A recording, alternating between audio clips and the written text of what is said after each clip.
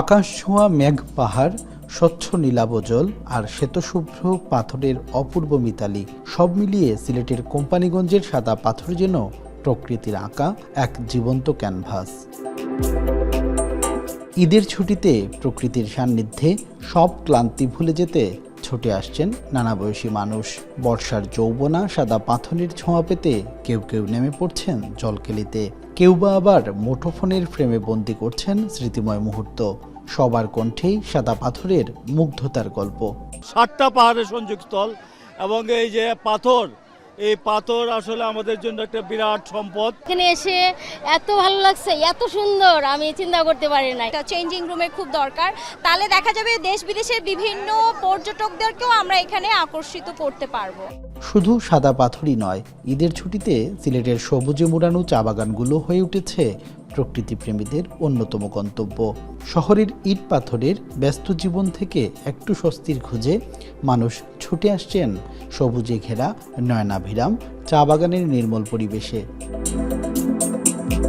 সাদা পাথর, জাফলং, বিছানাকান্দি কিংবা চা বাগান সহ সিলেটের প্রতিটি পর্যটন কেন্দ্র ঘিরেই গড়ে উঠেছে হাজারো মানুষের জীবিকা। দেশের বিভিন্ন প্রান্ত থেকে পর্যটকদের আগমনে তাই প্রাণ ফিরে পেয়েছে পর্যটন সংশ্লিষ্ট ব্যবসা বাণিজ্যে।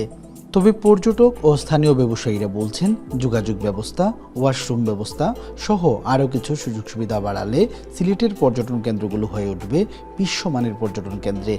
প্রাকৃতিক একটা দৃশ্য, তারপর দেখা যায় বৃষ্টির সাথে নৌকা ভ্রমণ, সবকিছু মিলিয়ে এত ভালো লাগতেছে। পাহাড় ঘেরা যে ছায়ের যে সবুজ পাতাগুলি সেগুলি আমাকে খুব করে, আর সাদা পাথরের যে পাথরগুলি সেগুলি আমাকে খুব বিমোহিত করে। এখানকার পরিবেশ সবকিছু ভালো ছিল, কিন্তু আমার মনে হচ্ছে আর একটু যদি নিরাপত্তা ভালো হতো তাহলে পর্যটক আরও আসতো। বাথরুমের, ওয়াশরুমের, চেঞ্জ রুমের সমস্যা হয়, আরও ডেভেলপ করা যায়, তাইলে আপনার মনে করেন যে আপনার এটার জন্য সুবিধা হবে। ভ্রমণে আসা পর্যটকদের নিরাপত্তা ও সার্বিক সহযোগিতায় প্রশাসন তৎপর রয়েছে বলে জানিয়েছে সিলেট মেট্রোপলিটন পুলিশ। অন্যদিকে সিলেট জেলার বেশিরভাগ পর্যটন কেন্দ্র নিজ নির্বাচনী এলাকায় হওয়ায় পর্যটন উন্নয়ন ও তদারকিতে নিজ থেকেই কাজ করছেন বলে জানিয়েছেন প্রবাসী কল্যাণ মন্ত্রী।